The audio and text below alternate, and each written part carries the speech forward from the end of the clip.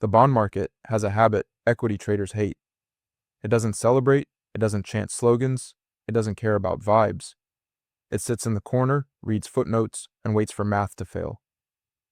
And right now, while stocks are smiling for the camera, the bond market is doing something much more dangerous. It's refusing to clap. Equities are rallying like the story has already been written. Soft landing, disinflation, productivity miracle. AI saves margins. Central banks thread the needle. It's a beautiful narrative. Tight, symmetrical, easy to repeat. And the bond market isn't buying a single word of it. That divergence is not a curiosity. It's a warning flare. Because bonds are not about optimism. They are about survival. They price time, trust, and solvency. When bonds disagree with equities, it's rarely because bonds are wrong. It's because equities are trading hope while bonds are pricing constraints.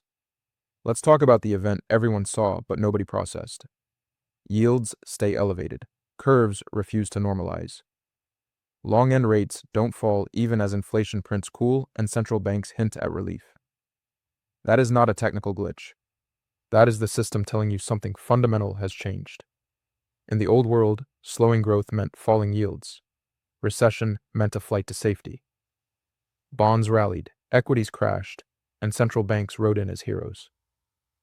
That script worked because the foundation was trust. Trust in money. Trust in institutions. Trust that tomorrow's dollars would behave like yesterday's. That trust is eroding. Quietly, bureaucratically, irreversibly. The bond market isn't reacting to today's CPI. It's reacting to tomorrow's financing needs. To deficits that no longer look cyclical, but structural. To governments that have crossed from borrower of last resort to borrower without restraint. Bonds don't care about speeches. They care about issuance calendars. And the calendars are screaming. This is where the geography of truth matters. New York and London still talk as if bonds are abstract instruments. Duration, convexity, carry. Shanghai looks at bonds and asks a simpler question. What backs this claim? What real output services this debt? What energy? What labor? What metal? The West answers with models. The East answers with inventories. Paper promises are still liquid in the West because the West built the plumbing. But liquidity is not the same as credibility. Liquidity can be provided. Credibility must be earned. And credibility depends on physics. You can print currency. You cannot print surplus energy. You can roll debt. You cannot roll depleted resources. You can extend maturities. You cannot extend reality. The bond market understands this. That's why it's not cheering the rally. Look at the spreads, not the ones television shows you, but the ones buried in funding markets. Look at term premia reappearing where models said they shouldn't exist. Look at the demand for inflation compensation even as headline inflation falls. That's not confusion. That's distrust. This is the physical squeeze expressed in yield form. When a system realizes future claims are competing for a finite pool of real goods, it demands a higher price for time. Yield is the price of waiting, and waiting has become riskier. Equities, meanwhile, are trading the opposite assumption.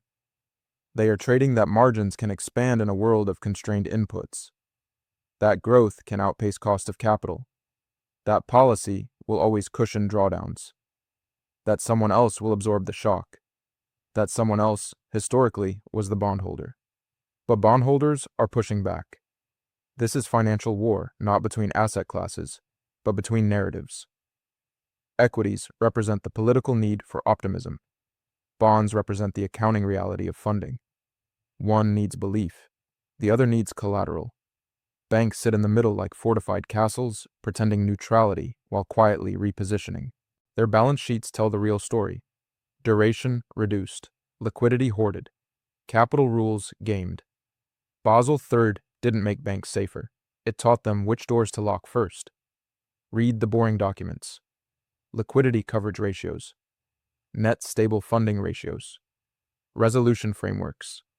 These are not academic exercises. They are battle plans. They tell you who gets paid, when, and in what form. When stress arrives, force majeure clauses aren't for earthquakes. They're for markets that discover their own assumptions were fantasies. The bond market sees this because it lives in the fine print. Equity traders live in the headline. Why doesn't the crowd see it? Because the crowd has been trained to equate rising prices with health. They see green and assume safety. They forget that in late-stage systems, prices can rise because money is fleeing, not because value is being created. Rallies fueled by distrust look like prosperity, until they don't. Media blindness plays its role perfectly. Every equity uptick is framed as confirmation. Every bond warning is framed as technical. Positioning. Term, structure noise. Anything but what it is. A vote of no confidence in the future purchasing power of claims. Bonds are not saying recession tomorrow. They're saying instability later. They're saying the cost of maintaining the system is rising faster than the system admits. They're saying the anchor has been lifted, and once the anchor is gone, everything floats. Until it doesn't. This is why the old playbook fails. Cutting rates doesn't restore trust when debt loads are already saturated. QE doesn't calm markets when the issue is not liquidity, but credibility. You cannot stimulate confidence with the same tools that diluted it. The bond market knows this. That's why it demands a premium for long-term promises. That's why it refuses to validate the equity rally. Think about the psychology inside institutions. Pension funds, insurers, sovereign wealth funds. They live and die by duration. They need predictable cash flows decades out. When they see yields behaving this way, they don't panic. They reposition quietly. They shorten horizons. They demand more collateral. They move into assets that don't depend on someone else's fiscal discipline. That behavior doesn't show up in price charts immediately. It shows up in flow data, in custody changes, in physical accumulation, and off-market deals. The East sees this and accelerates its strategy. Less reliance on Western debt markets, more bilateral trade, more settlement in goods, more accumulation of reserves that don't default. This is the geography of truth in action. The West argues about basis points. The East counts tons. The physical squeeze is not just about metals, it's about trust per unit of debt. And that ratio is deteriorating. Equities can ignore this longer than bonds because equities are junior claims. They benefit from inflation. They benefit from nominal growth. They benefit from currency dilution until dilution becomes chaos. Bonds don't have that luxury. They are fixed promises in a world of variable reality. When reality becomes too variable, bonds demand compensation or withdraw. That's what you're seeing now. The market is not broken, it's bifurcated. One half pricing narrative continuity. The other pricing structural change. These halves cannot coexist indefinitely. One must yield. Historically, bonds win these arguments. Not because they're smarter, but because they're closer to the constraint. Funding is the bloodstream of the system. When the bloodstream tightens, muscles can't pretend nothing is wrong. This is not about calling a top in equities. It's about recognizing that the rally is conditional. Conditional on rates falling. Conditional on deficits being financed smoothly. Conditional on foreign buyers staying engaged. Conditional on trust holding. That's a lot of conditions. And conditions are fragile. The bond market isn't buying the rally because it doesn't believe the story that makes the rally sustainable. It believes a different story. One where capital is more expensive. Where policy choices have consequences. Where physics reasserts itself over finance. You don't need to choose sides emotionally. You need to observe the divergence. Divergences are where regime shifts are born. When bonds and equities disagree, ask yourself which one is closer to reality. Which one settles in cash? Which one cannot be bailed out with slogans? The answer is uncomfortable. That's why most people ignore it. But discomfort is the signal. What comes next will not look like a clean resolution of the disagreement you're watching now. Markets don't reconcile arguments politely. They pick a winner by force. When bonds and equities diverge this hard, the future is decided not by sentiment, but by funding. There are two broad paths people imagine, and a third they underestimate. The first is the relief narrative. Rates fall just enough. Growth slows but doesn't break. Inflation behaves. Equities grind higher and everyone declares victory. In this version of the future, the bond market eventually admits it was wrong. Yields compress, and the rally is retroactively justified. This scenario requires discipline from governments that have already lost it, restraint from central banks that have already crossed the line, and cooperation from a global system that is fragmenting by design. It's not impossible, but it is crowded, and crowded trades are fragile trades. The second path is the visible fracture. Funding stress leaks into credit. Something breaks, not everything. One market, one institution, one auction that doesn't clear cleanly. Yields spike, equities wobble. Volatility wakes up like an animal that never really slept. Policymakers rush in, again, with tools that worked in a different era. The market rallies on intervention, then sells off harder as participants realize the tools no longer address the problem. This is where people feel whiplash. Up days and down days that make no sense. Confidence erodes not because prices fall, but because explanations stop working. The third path is quieter and more dangerous. It's the slow bleed. No crash, no panic headline. Just persistently high yields, weak demand for long-term paper, and an equity market that floats nominally higher while purchasing power leaks away. In this world, wealth doesn't disappear. It migrates from those holding promises to those holding claims on physical reality, from paper to matter, from trust-based assets to custody-based ones. This third path is where most people lose without realizing it. Because nothing dramatic happens. Just a decade later, they look back and wonder why everything feels smaller, tighter, more conditional. The bond market is pointing to this future because it understands one thing equities prefer to ignore. Financing is destiny. When the cost of money stays high, behavior changes everywhere. Governments crowd out private borrowers. Banks ration credit quietly. Long-term projects die not because they're bad ideas, but because they can't be funded on assumptions that no longer hold. This is where psychology takes over. At first, the crowd dismisses the bond market.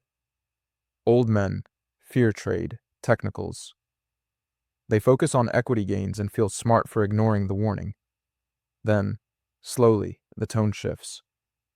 Articles start asking why yields won't fall. Analysts invent new frameworks to explain why. This time is different. This is rationalization, not understanding. Then comes FOMO, but not where people expect it. It doesn't begin in stocks. It begins in anything perceived as scarce. Anything with a gate. Anything that requires allocation.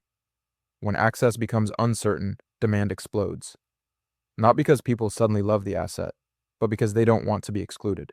This is when queues form. Not always physical lines, but digital ones. Waiting lists, allocation limits, minimum purchase sizes.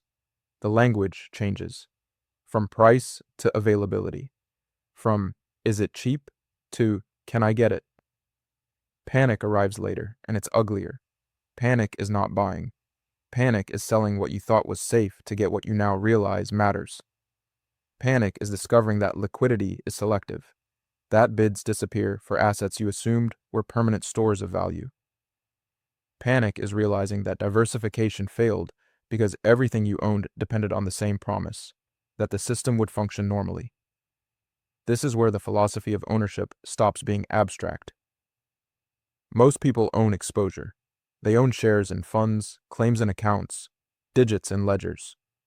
Exposure works when counterparties are healthy and rules are stable. Ownership works when they're not. Ownership is boring until it's priceless. Sovereignty in finance is not about rejecting markets. It's about reducing the number of permissions required for your life to continue smoothly. Every layer between you and what you rely on is a potential failure point. When yields rise and funding tightens, those layers become visible. Freedom is not leverage. Leverage is a bet on stability. Freedom is optionality when stability fails. The bond market understands this intuitively. That's why it's demanding compensation for time. It doesn't want to be locked into long promises in a world that is visibly changing. The East understands this at a civilizational level. That's why it treats bonds as tactical tools, not sacred assets. It doesn't anchor identity to paper claims. It anchors strategy to flows of goods, energy, labor, and metals. When Western yields rise, it doesn't complain. It adjusts. It buys what is cheap in real terms and builds buffers. The West, meanwhile, argues about narratives, about whether yields are too high, about whether markets are mispricing. The bond market doesn't misprice reality. It reprices assumptions. This is the financial war phase where the battlefield is invisible. No bombs, just balance sheets. No speeches, just auctions. No victories, just survivability. Banks respond accordingly. They don't take sides publicly. They fortify. They shorten duration. They prioritize liquidity that clears immediately. They study resolution regimes and plan for outcomes they will never discuss on earnings calls. The boring documents become sacred texts. Basel ratios are not constraints. They are escape hatches. This is why you should never ask what banks recommend. You should ask what banks are preparing for. The advice here is not to copy institutions blindly. You don't have their access or exemptions, but you can copy their logic. Reduce dependence on long promises. Increase control over timing. Avoid being forced into action by events you didn't choose. This doesn't mean abandoning bonds or equities entirely. Absolutes are for ideologues. It means understanding their role has changed. Bonds are no longer a safe haven. They are a political instrument. Equities are no longer pure growth vehicles. They are inflation hedges with drawdown risk. The friendly advice is to stop optimizing for one outcome and start preparing for several. Ask yourself which scenarios trap you and which give you room to maneuver. Ask which assets assume falling rates, endless liquidity, and stable geopolitics. Then ask whether those assumptions deserve your trust. You don't need to move fast. Speed is for panics. You need to move early. Early looks boring. Early looks unnecessary. Early feels lonely, until it doesn't. The bond market isn't buying the rally because it's not impressed by stories. It's impressed by collateral, discipline, and constraints. It sees a future where funding is expensive, trust is selective, and physical reality reasserts itself over financial abstraction. When that future becomes obvious, the language will change. The same voices telling you everything is fine will tell you sacrifice is necessary. The same tools sold as solutions will be framed as emergency measures. And the same assets dismissed as relics will be rebranded as strategic. You don't need to predict the moment. You need to respect the direction. This is not a call to fear markets. Markets will continue. Money will continue. But the rules of the game are shifting from abundance to allocation, from confidence to collateral, from promises to possession. If you understand that now, you don't panic later. You act quietly, deliberately, without drama. You trade a little comfort for a lot of resilience. You accept lower apparent returns in exchange for higher real freedom. Because when the bond market finally forces equities to listen, it won't be gentle. It never is. And by then, the cost of repositioning will be far higher than it is today. The bond market isn't buying the rally. It's telling you the price of believing the story is rising. Listen to it.